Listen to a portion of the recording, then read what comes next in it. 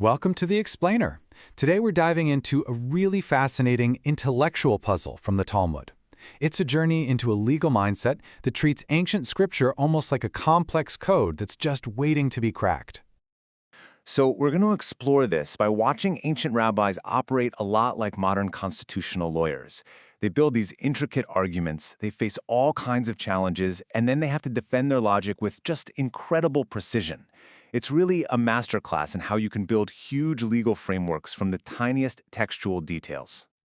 All right, so here's our roadmap for today. We're going to start with the puzzle itself, look at an initial theory, see how it gets challenged, watch the defense, find the final piece of the puzzle, and then we'll zoom out to look at the bigger picture of what it all means. So our story begins not with a crime, but with a question about origins. We're looking at a specific ritual, and the whole mystery is, where exactly in the Bible do all these detailed rules actually come from? First off, a key term for our investigation. This whole debate goes down in a part of the Talmud, called the Gemara. You should think of it less like a book and more like the transcript of a generations-long seminar, where every single idea is put under a microscope from every possible angle. So here are the facts of the case. For this ritual of the bird burnt offering, which is a voluntary one, by the way, not one to atone for a sin, there are 4 key rules. It has to come from non-sacred property, be done during the day, the priest has to use his right hand, and the pinching is done at the nape of the neck. But here's the thing, it's not enough to just know these rules. The Gemara demands absolute proof, an airtight scriptural source for each and every one. Okay, so the Gemara opens with a theory, and it's pretty elegant, seems really efficient. It uses a well-established legal tool, an analogy. The basic idea is simple enough. There's this other ritual, the animal sin offering, and its rules are already well known. The theory is that the laws for our bird offering are just learned directly from that one. It's clean, it's simple, and it seems to solve everything. But, well, this is the Gemara we're talking about. You see, no theory ever gets an easy pass here.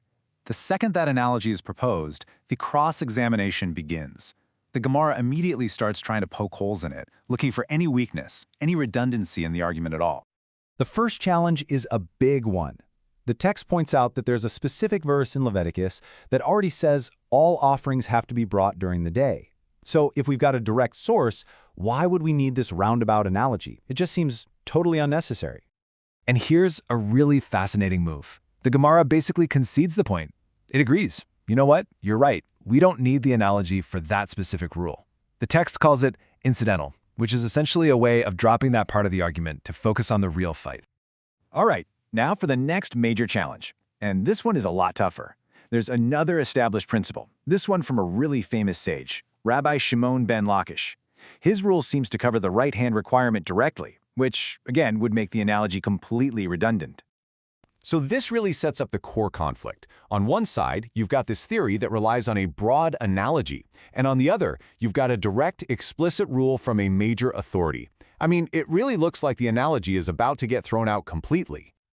Okay, so let's move to the defense and see how this gets resolved, because the original theory is about to be saved by an incredibly precise, almost microscopic reading of the law.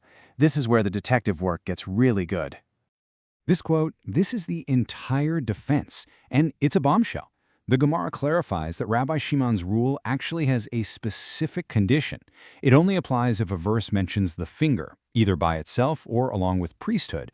A verse that only mentions priesthood isn't enough to trigger the rule. And right here is the key distinction. The verses for our bird burnt offering, they mention the priest, yes, but they don't mention a finger. And because of that, Rabbi Shimon's direct rule doesn't apply, which means the analogy to the animal sin offering, where both terms are used, is not just valid, it's absolutely necessary. And just like that, the theory is saved. So with the main theory now successfully defended, the Gemara has just one piece of unfinished business. It circles back to that initial list of rules to solve the final mystery. The last question is about the physical act itself. The law requires pinching the bird's head right at the nape of its neck. So what's the scriptural authority for that very specific location? The answer comes from a different kind of analogy. This one is a verbal one. The exact same Hebrew word for pinching shows up in the law for another ritual, the bird sin offering. And since that law explicitly says pinching adjacent to its neck, the location is derived from that direct, word-for-word link. So, we followed all the twists and turns. We've seen theories proposed, attacked, defended, refined. So what's the big takeaway from all of this incredibly detailed legal detective work?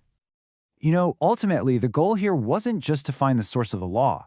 It was about testing every single possible pathway, challenging every assumption, and proving that the chosen derivation was the most logical and intellectually sound one possible. This process makes sure the entire legal system is built on this unshakable foundation. In this way of thinking, the journey of the argument is the destination. And this really leaves us with a final thought about what this whole process reveals. It's a system that values the why and the how just as much, if not more, than the what.